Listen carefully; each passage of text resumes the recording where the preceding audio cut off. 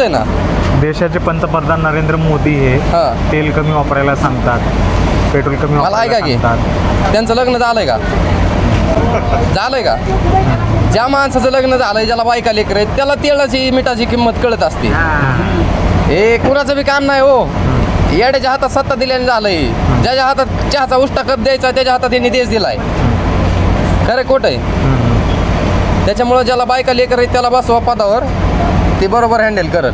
मोदी साहेब सोनं सुद्धा खरेदी करायला नकार देतात 1 वर्षासाठी. आता सोनं आता मोदी साहेब आता का उद्या सांगतील कपडे पण घाल नका, उघडं हिंडायचं का मग रस्त्याने?